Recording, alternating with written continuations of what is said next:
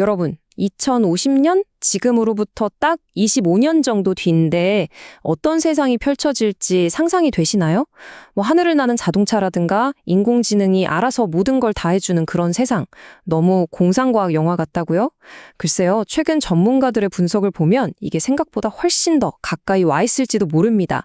자, 지금부터 그 놀라운 미래로 함께 들어가 보시죠.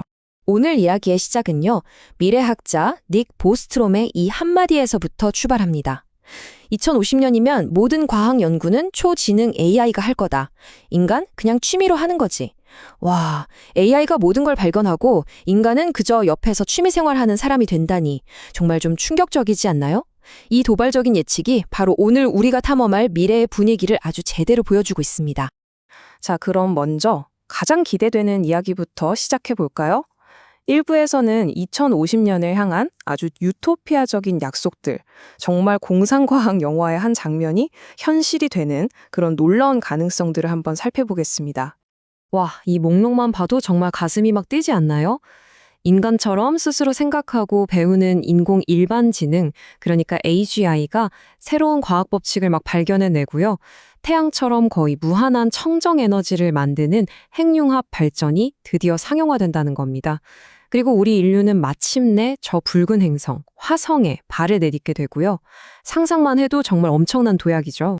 AI가 과학을 어떻게 바꿀지 보여주는 아주 구체적인 예가 바로 이 불 꺼진 실험실이라는 개념이에요. 한번 상상해보세요. 연구실의 불은 다 꺼져 있는데 그 안에서는 로봇팔이랑 AI가 24시간 내내 쉬지 않고 실험을 진행하는 겁니다. 연구개발 속도가 지금과는 비교도 할 수 없을 정도로 빨라지겠죠. 그런데 이 타임라인을 보면요. 이게 그냥 장밋빛 미래만 펼쳐지는 건 아니라는 걸 알 수 있습니다. 2030년대에 우리가 화성을 향해 날아가는 동안 바로 그 다음 10년인 2040년에는 지구가 점점 더 뜨거워져서 위험 수위를 넘어설 거라는 예측이 있거든요. 그리고 2050년에는 새로운 에너지 시대가 열릴 수도 있고요. 정말 아슬아슬한 시간과의 싸움인 셈입니다. 하지만 여기서 우리가 질문을 던져봐야 합니다.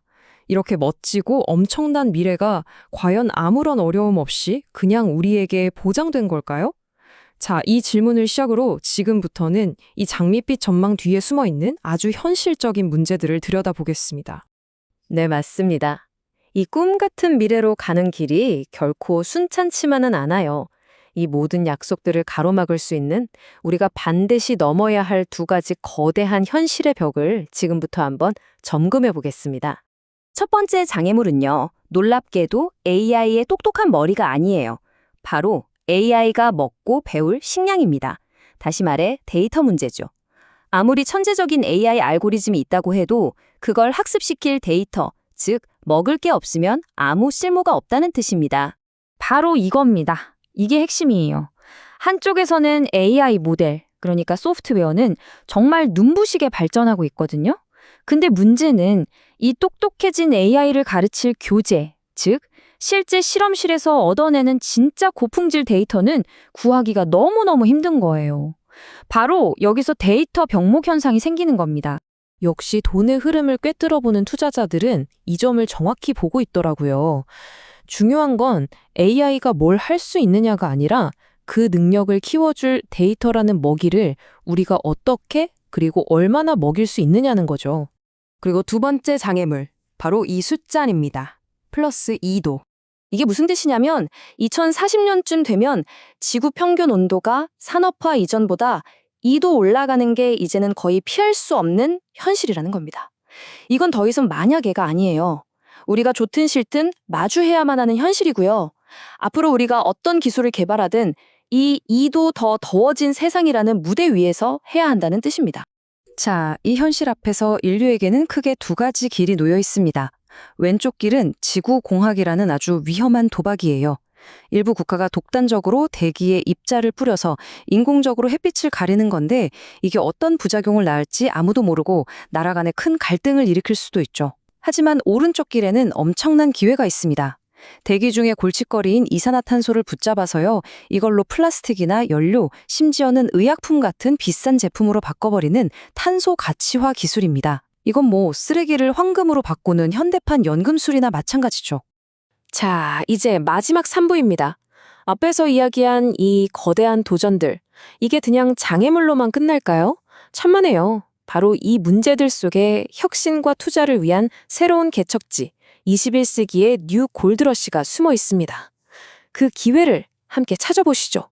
자, 이 표를 보시면 그림이 딱 그려지실 겁니다. 우리가 마주한 문제들이 어떻게 구체적인 기회로 바뀌는지 한번 보세요. 첫째, 데이터 병목 현상은 거꾸로 말하면 AI에게 데이터를 먹여줄 실험실 자동화나 IoT 센서 같은 데이터 인프라에 엄청난 기회가 있다는 뜻이겠죠. 둘째, 기후위기는 대기 중 탄소를 돈으로 바꾸는 탄소 경제라는 아예 새로운 시장을 열어버립니다. 위기가 곧 기회라는 말이 바로 이런 거죠. 결국 핵심적인 통찰은 이겁니다.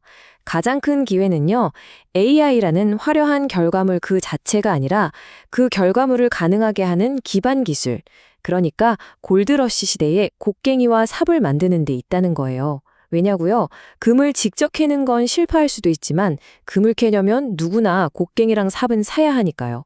훨씬 더 안정적이고 현명한 전략이라는 뜻입니다. 자, 이제 이 모든 논의를 종합해서 결론을 내려볼 시간입니다. 이 복잡한 미래를 향한 진짜 통찰은 과연 무엇일까요? 오늘 우리의 이야기는 이렇게 흘러왔습니다. 처음에는 AGI, 핵융합, 화성 탐사 같은 눈부신 미래를 보면서 와 하고 감탄했죠. 하지만 곧 데이터 부족과 기후 변화라는 차가운 현실의 벽에 부딪혔습니다. 그리고 마침내 바로 그 벽을 넘기기 위한 기술, 그 인프라 속에 진짜 기회가 숨어 있다는 걸 발견했습니다. 그래서 우리는 결국 맨 처음에 그 질문으로 다시 돌아오게 됩니다.